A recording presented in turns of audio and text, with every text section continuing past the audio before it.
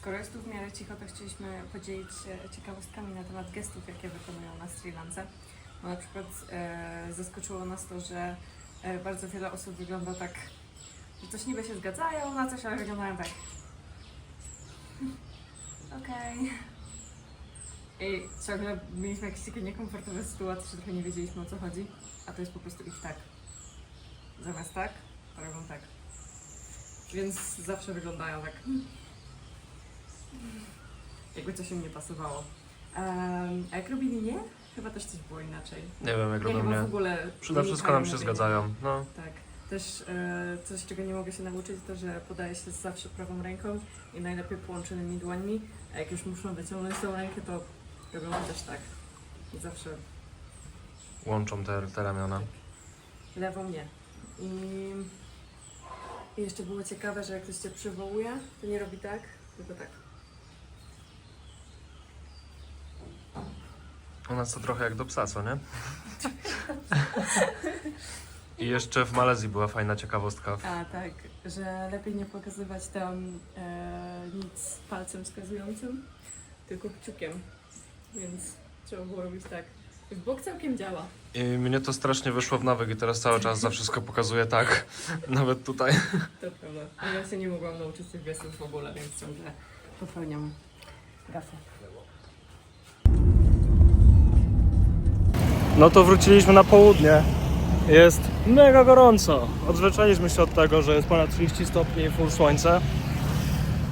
Jesteśmy w miejscowości, w której przebywaliśmy już wcześniej na koniec naszego pobytu na południu, zanim polecieliśmy do Malezji. Miejscowość nazywa się Devata i był to naprawdę spoko surfing. No i nie jest też taka pełna turystów. Trochę taki nasz spocik, więc stwierdziliśmy, że fajnie będzie tutaj wrócić. No. To jest duży miszmasz. Tak, ale już jesteśmy na to przygotowani. Ciekawe doświadczenie, że wracamy do miejsca, które znamy, nawet śpimy w tym samym noclegu, bo nam się w sumie tam wszystko podobało. Mamy ten sam pokój. Mamy taki owoc, nazywa się lawalu albo egg fruit, jajko owoc, więc trochę niebezpiecznie. Podobno przekraja się go na pół. Tutaj będzie cięcie. Wow! W środku jest taka pestka. I z tego co przeczytałem, to można to jeść po prostu łyżeczką.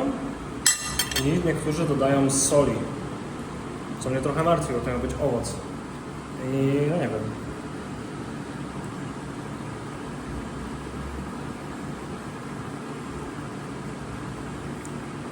I totalnie czaję, czemu to się nazywa egg fruit. Teraz ty.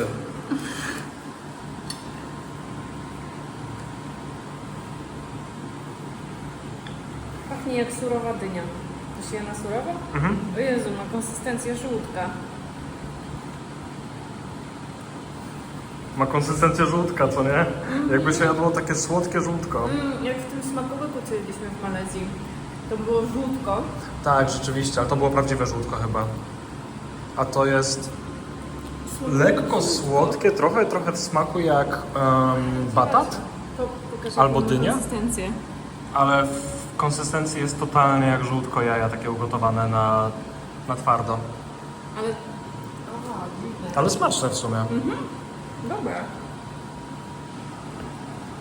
Trochę klei usta. Ale wsunęliśmy. Z solą dobre?